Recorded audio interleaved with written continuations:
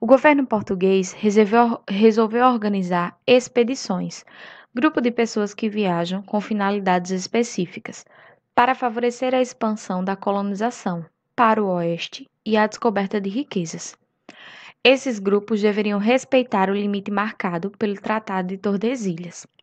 Essas expedições deveriam também exterminar ou capturar os indígenas que encontravam no caminho, reconhecer e explorar o território brasileiro.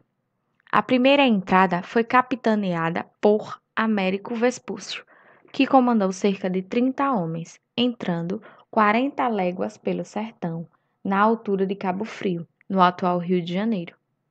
As entradas mais famosas foram as de Marcos de Azevedo Coutinho, Francisco de Souza, Jerônimo Leitão, Gabriel Soares de Souza, Francisco Espinosa, Antônio Dias Afonso, Belchior Dias Moreira e Pedro Teixeira. Bandeiras.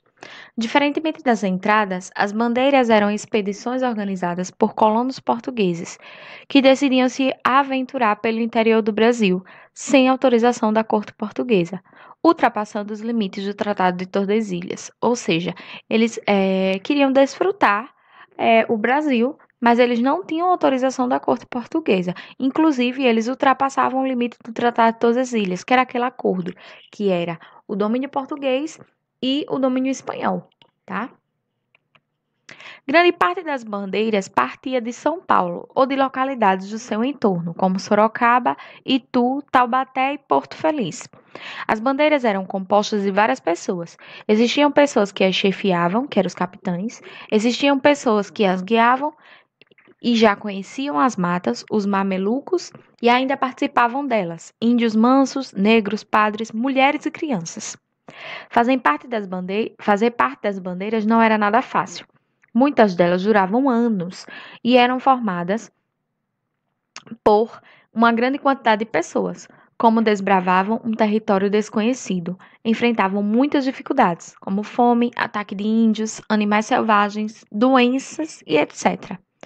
Para que as pessoas das bandeiras pudessem sobreviver, os bandeirantes, ao montarem seu acampamento numa determinada região, também organizavam uma plantação. Enquanto a colheita não podia ser feita, as pessoas exploravam alimentos das espécies vegetais nativas. Também procuravam acampar próximo aos rios para ter água.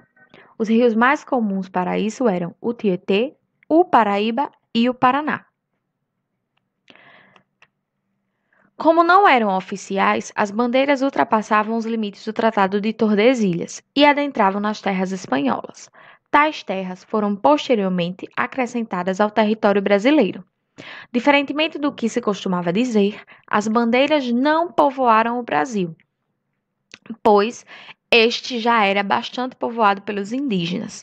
Na realidade, à exceção de algumas cidades criadas, as expedições despovoaram regiões, pois destruíram tribos indígenas inteiras, vendendo os índios como escravos. Os ciclos das bandeiras. O período em que as bandeiras existiram pode ser dividido em ciclo da caça ao indígena e ciclo da mineração.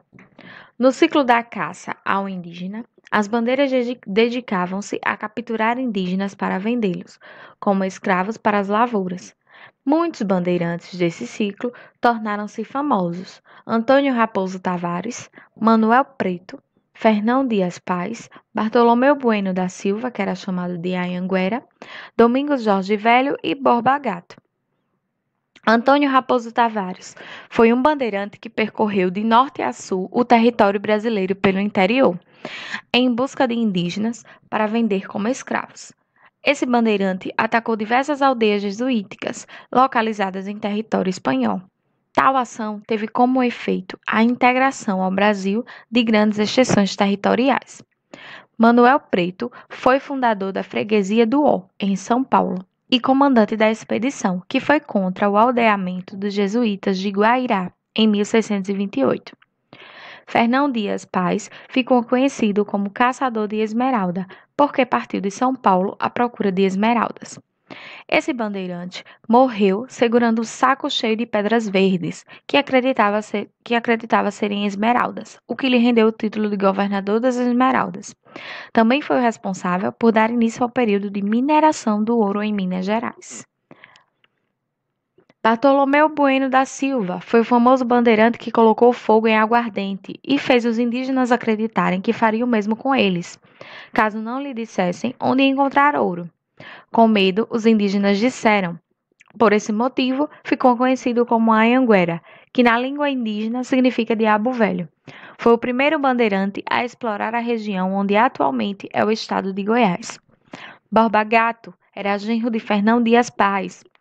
Esse bandeirante foi acusado de assassinar o administrador-geral das Minas, Dom Rodrigo Castelo Branco, o que fez com que se refugiasse no sertão. Quando então descobriu ouro na Serra Sabarabuçu e no Rio das Velhas. Depois passou a ter grande prestígio. Domingos Jorge Velho foi o bandeirante responsável pela destruição do Quilombo dos Palmares, cujo líder foi Zumbi dos Palmares. O Quilombo dos Palmares abrigava muitos escravos fugidos e já havia lutado contra várias outras expedições anteriores. No ciclo da mineração, as bandeiras dedicavam-se a encontrar e explorar riquezas minerais, ouro, diamantes, prata e etc. Nesse período, as bandeiras exploraram o entorno dos rios Tietê e Paraíba. Depois, chegaram à Serra da Mantiqueira e foram até o Vale do Rio São Francisco, local onde encontraram ouro. Logo após, outras minas foram descobertas em Goiás e no Mato Grosso. Os principais bandeirantes do ciclo de mineração foram Fernão Dias, Bartolomeu Bueno da Silva, Pascoal Moreira Cabral, Rodrigo Arzão e Borba Gato. Fernão Dias explorou a região de Minas Gerais à procura de esmeraldas, mas não as encontrou. Bartolomeu descobriu ouro em Goiás. Pascoal descobriu ouro em Cuiabá. E Rodrigo e Borba descobriram ouro em Minas Gerais. As bandeiras do ciclo da mineração trouxeram várias consequências. Dentre elas, o livro traz as três mais importantes, tá?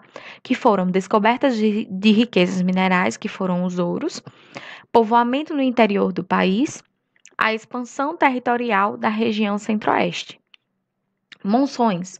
Monções foram bandeiras paulistas que se deslocavam pelos rios a fim de abastecer, de alimentos, instrumentos de trabalho, pólvora e armas, os que se dedicavam à procura de minérios. Eram organizadas por Pascoal Moreira Cabral.